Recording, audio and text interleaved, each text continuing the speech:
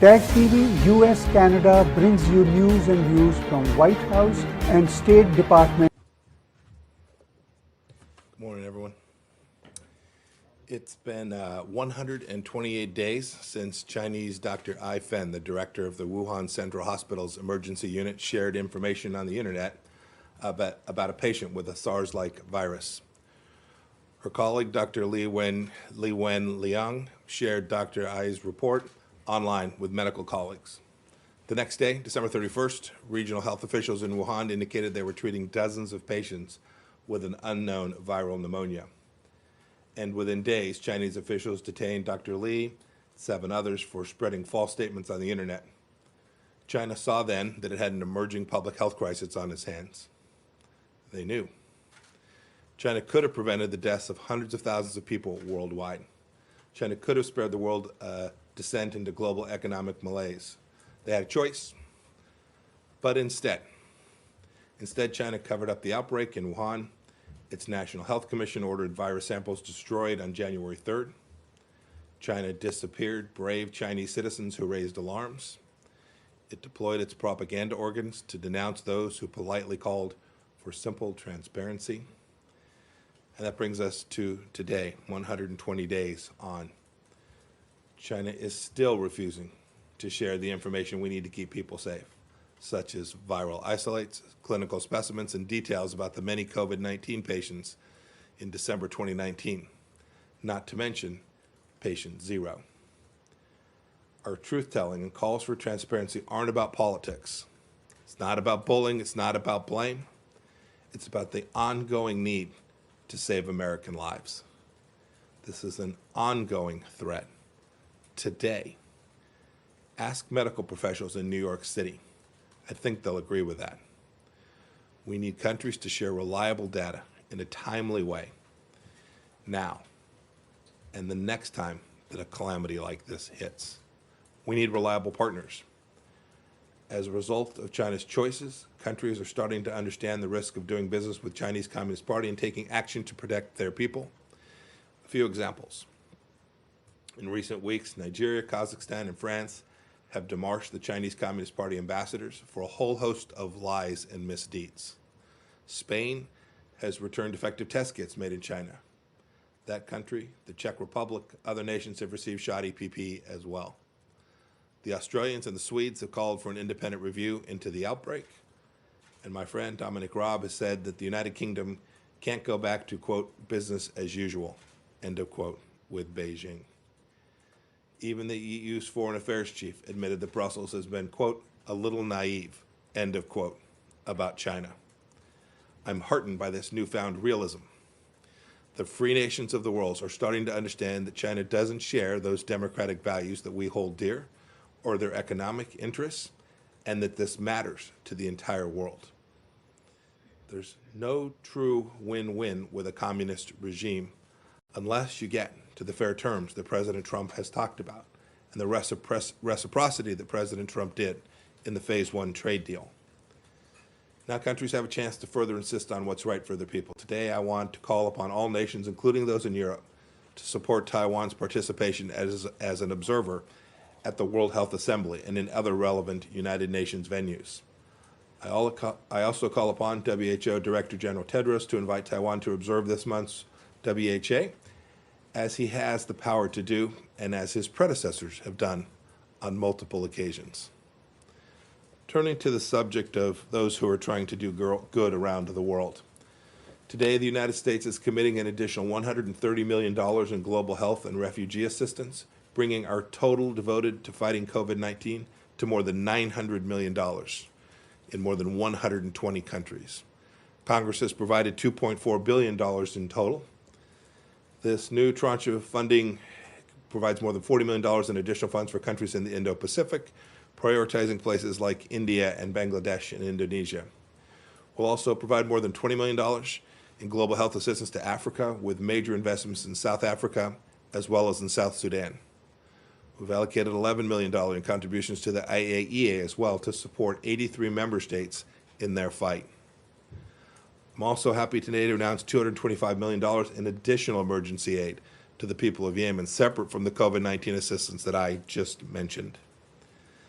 This assistance will provide the UN World Food Programme's emergency food operation in southern Yemen, as well as a reduced operation in northern Yemen, which the WFP was forced to scale down earlier this month because of the ongoing interference of the Iran-backed Houthis. Whether it's our work in countering diseases like HIV/AIDS, malaria, TB, and now COVID-19, the State Department is very focused on saving lives. And by implementing the Protecting Life and Global Health Assistance policy, President Trump's administration has gone further than any in history in making sure that tax dollars do not subsidize the global abortion industry. We'll continue to do that. A couple of quick items, and then I'll take a handful of questions. First, I mentioned Hong Kong last week. Right now, we're delaying our report to Congress that will assess Hong Kong's autonomy to allow us to account for any additional actions that Beijing may be contemplating in the run-up to the National People's Congress that would further undermine the people of Hong Kong's autonomy as promised by China when they entered into the agreement with the people of Hong Kong. Also, I'm excited to report that negotiations on the U.S.-UK Free Trade Agreement are now underway, something President Trump has sought for a long time. A few matters related to the Islamic Republic of Iran. Last week, the United States sanctioned an individual and his company who were doing business with the IRG Quds Force for years, generating revenue and resources for their terror campaign. Anyone conducting business with Iranian entities should exercise extreme caution to ensure that they are not working with the IRGC. And I'd like to take this moment to commend our German friends for banning Hezbollah and taking strong action against suspected Hezbollah supporters. Hope that all other EU member states will follow. Our gratitude also goes out to Switzerland, the United States protecting power in Iran for now 4 decades, for its efforts to extend Michael White's medical furlough seeking humanitarian furloughs for Siamak Namazi and Murad Tabaz, and bringing home all U.S. citizens wrongly detained. We welcome their assistance and we appreciate all that they've done. We're not the only nation whose citizens are subject to Iranian regime's brutality. I was appalled to see reports last week of Iranian guards on the border of Afghanistan's Herat province abused, tortured, drowned Afghan migrants who dared to cross the border simply in search of food and work. We encourage the Afghan authorities to undertake a full investigation and to seek to hold those perpetrators accountable. Let me close on an upbeat note by mentioning 2 human rights victories. First, the United States was pleased to see the transitional government in Sudan take the first steps to ban female genital mutilation and cutting. It's a big step, a bright step closer to a future in which all women and girls worldwide won't have to suffer this barbaric practice. It would be great to see nations like Somalia, Equatorial Guinea, and Djibouti, where FGM is widely practiced, follow Sudan's lead. Second, it's only fitting that on the same weekend as International Press Freedom Day, the family of Daniel Pearl successfully challenged a lower court ruling that overturned the conviction of 4 individuals responsible for Danny's kidnapping and murder. We welcome the government of Pakistan's commitment to ensure that justice is done in this case, including by filing their own appeal. Finally, while on the topic of South Central Asia, I want to give a shout out to one of my colleagues, Alice Wells, as she prepares to depart the State Department. She's done remarkable work. I've worked closely with her. She is an exemplary diplomat who, for more than now 3 decades, has served the American people. I want to wish her all the best in her future endeavors. Happy to take a couple questions. Okay, Nike. Good morning. Thank you. Good morning, Mrs. Secretary. Morning. How are you? I'm good. Hope you're well. On behalf of the press corp, we are very sorry for your recent loss. Our deepest condolence to you and your family. Thank you. That's very kind. Thank you. On China, what do you mean when you say there is enormous amount of evidence that the virus is from the Wuhan lab? The reason I ask is because Army General Mark Milley said yesterday that we don't know if the virus emerged from the Wuhan lab. Separately, when the COVID-19 was gaining momentum in January and early February, did Chinese officials reassure American officials that it was under control and would be resolved on its own, maybe because of the warming weather? Do you feel they misled you? Is the administration pondering punitive measures on China? Thank you. So I'll take the questions in sequence. So I saw General Milley's statements entirely consistent with what I think everyone in the administration has said, including President Trump. The intelligence community is still figuring out precisely where this virus began. Here's how this could get solved really quickly. The Chinese Communist Party could do what they're committed to do under their obligation to the World Health Organization, to be transparent, to be open, to do the simple things that nations all around the world do to make sure that pandemics like this don't get out of control. And in fact, importantly, stay out of control. I mentioned the number of days. This is an ongoing challenge. We still don't have the samples that we need. We still don't have the access. We collectively, the world, don't have the samples to me. It's not even just that in the moment they couldn't do the right thing. They continue to be opaque. They continue to deny access for this important information that our researchers, our epidemiologists need. And importantly, this could happen again. These are the kinds of risks. This is why when I see people say, well, America is bullying the Chinese, we're demanding of them only what we demand of every nation, right? Be transparent, be open, be a reliable partner. The very things they say, the Chinese say they want to cooperate. Great. Cooperation is about action. It's about opening up. It's about sharing this information. So the details of where patient zero, where this began, are things that are knowledge that's in the possession of only the Chinese Communist Party. They're the ones that can help unlock that. If they need technical assistance, we're happy to provide that assistance to them. We do need, the world needs answers to these questions for not only the current moment, but so that we can make sure that we reduce the risk that something like this could ever happen again, with thousands and thousands of lives lost and enormous economic cost to the entire world. As for the details, I think the administration's laid out a timeline of what we've seen. It is pretty clear that at the front end of this, the Chinese Communist Party misled the world. That is, they knew more, and they didn't share that. And they had an obligation to do so under the international health regulations that they are required to adhere to under the World Health Organization's rule set. They didn't do that. The World Health Organization also failed to do that. And it's not only that they didn't enforce, but the World Health Organization needs to still demand that there be an investigation. Dr. Tedros needs to be just as concerned as the United States and Australia and other countries are that we still don't have access to the answers we need. These are important issues that are ongoing, real issues, and we need to get them resolved. Michelle. Yeah, thank you. Good morning. Yes, sir. Sorry for your loss first. Thank you very much. On Israel, Israeli media have said that you are traveling to Israel next week. Can you confirm that? And on the other hand, Israeli defense officials said that Iranian forces are pulling out of Syria and closing military bases there. Can you confirm these reports? And since you mentioned Sudan, did you approve the nomination of Noordin Sati as Sudan ambassador to Washington? And when are you planning to send a U.S. ambassador to Khartoum? So the last question is, we're working to get each of those things done with respect to Sudan. We think what they've done is remarkable. We want to support that. And so whether it's their ambassadors being credentialed here and accepted here, and us being prepared to send an ambassador there, we're working our way through that. We're going to get it done just as quickly as we can.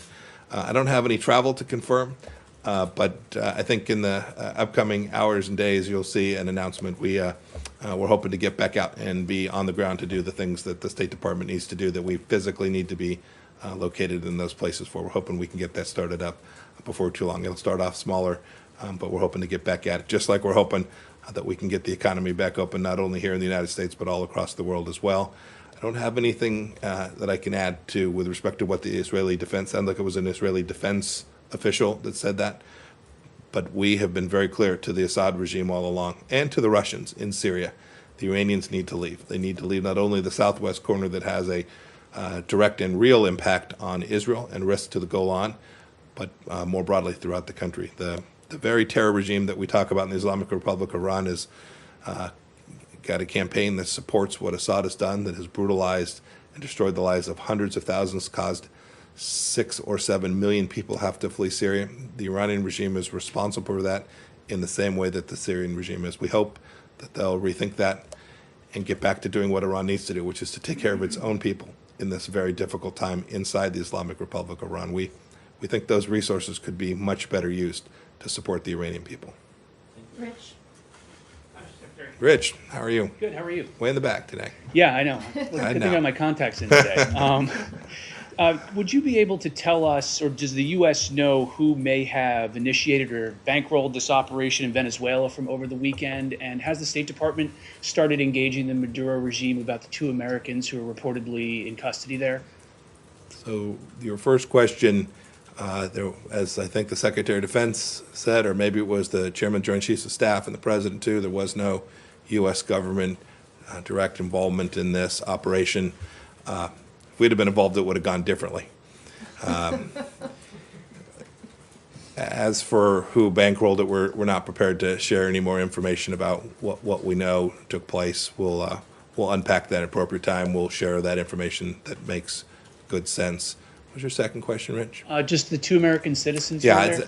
we're going to work on this. It's a consular matter in the sense of anytime there are Americans that are detained someplace, we'll work to get them back. We will start the process of trying to figure a way, if in fact these are Americans that are there, that we can figure out a path forward. We want to get every American back. If the Maduro regime decides to hold them, we'll use every tool that we have available to try and get them back. It's our responsibility to do so. Nick?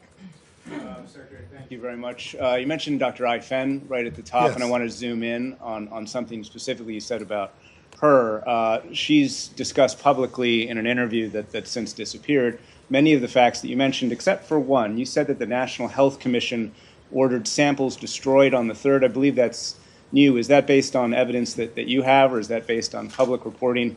And to zoom out a little bit on China, the U.S. And the EU. The EU has not joined your call to investigate China. At the beginning, as you know, the U.S. didn't participate in the EU Vaccine Donors Conference. Are the U.S. and the EU on the same page when it comes to China and COVID-19? Let me see what I can get you that supports the statement that I made, see what we can get you material. I'll make sure the team does that. Second, so, you know, the EU held a donors conference. China was there. So the party that perpetrated this, right, this began in Wuhan, China, was there. And we regretted there wasn't a call for transparency from them. I think that's always appropriate. And they, you know, it turned out, as I understand it, Chinese Communist Party didn't show up with a dime either. I talked about all the assistance that we've provided. We will continue to provide. If you look at the response around the world, who it is that's actually leading the response to this global pandemic, it is not close. It is the United States of America, and it will continue to be so. We'll continue to work with our partners all across the EU, not just the French, the Brits, and the Germans, who sometimes are conflated with the EU. We're working with countries all across Europe. We think they are coming to see, just as the United States sees with great clarity, how this came to be, how it could have been different, and importantly, the things that need to change, both now to prevent the ongoing crisis, the things I talked about in my opening remarks, and the things that need to change such that we reduce the risk of something like this ever happens again. I think the people all across Europe are seeing how this came to be, and they are not going to tolerate business as usual as we move forward. Sorry, just why not show up to that donors conference then? We're going to do everything we can in every forum to provide both the resources, technical skills, and the leadership to deliver a response here. We'll do that, and we'll do that with our European partners. We'll find the right forums to do that. Okay, last question, Barbara. Mr. Oh, hi, Secretary, Barbara. hello. I just want to go back to Nike's question because it's kind of puzzling. You had all these statements. General Milley, she mentioned about he doesn't know. Dr. Fauci said there was evidence that strongly indicated the virus evolved in nature, not in a lab. Yeah, no, that's all. There That's are all reports consistent. that That's all intelligence sharing among Five Eyes shows it's Barbara, very we've been unlikely through it came from Barbara. a lab, and so on. So I'm just wondering. Yeah. And also, the IC statement last week doesn't sort of talk about any evidence. Are you basing your assertion on information Barbara. that all of these parties do not have? And a second question Barbara, about the Barbara, CDC. let me just put this to bed. Your efforts to try and find to spend your whole life trying to drive a little wedge between senior American officials. It's just false. It's just every Barbara, every one of those statements is entirely consistent. Every one of them. Lay them down together. There's no separation. We're all trying to figure out the right answer. We're all trying to get to clarity. There are different levels of certainty assessed at different places. That's highly appropriate. That people stare at data sets and come to different levels of confidence. Every one of us stares at this and knows the reality. The reality that this came from Wuhan. Every one of us stares at this situation and says, who can provide the answer to precisely where patient zero was from, where this actually came from? We all know who can unlock the keys to that. Every one of those leaders, whether it's Dr. Fauci or General Milley or myself or the president, we all know how to get to this answer. That's where the focus needs to be. It's where our focus is. And have you made a formal request? Have you asked the CDC to make a formal request for data access? Yeah, there have to been the many. Wuhan There have lab? been. That's a great question. There have been many formal requests, and we will continue to make formal requests for this information. Did you get a formal response from Beijing? You should ask Ambassador Shui, who had a great op-ed this morning, and I can't wait for my daily column in the China Daily News. Okay, thanks. No, he's got to go. All right, go ahead. Go ahead. Yeah.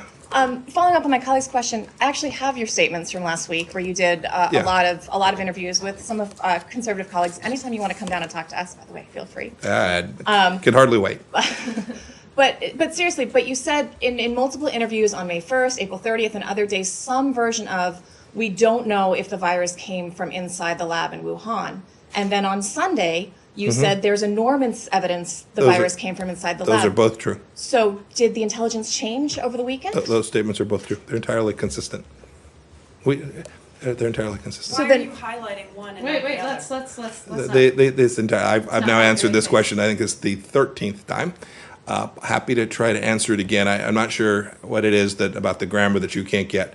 We don't have certainty, and there is significant evidence that this came from the laboratory. Those statements can both be true. I've made them both. Administration officials have made them. They're all true. But But then focus on the most important piece here. The most important piece here is that the American people remain at risk. The American people remain at risk because we do not know. To your point, we don't have certainty about whether it began in the lab or whether it began someplace else. There's an easy way to find out the answer to that. Transparency, openness, the kinds of things that nations do when they really want to be part of solving a global pandemic, when they really want to participate in the things that keep human beings safe and get economies going back again. We'll continue to work on that. We'll continue to get more certainty. And I hope we get an answer. Where did patient zero begin? Where precisely did it start? I hope we get even more evidence about where it came from. And when we do, we'll certainly make that clear as well. Is there a So reason you thanks, refrained? everybody. Just to correct the record, the secretary's done over 90 interviews in the past month, and he just did one with ABC, and he can brief her every week, so just want to correct what Christina said. Thank you. Just said if you want to come down.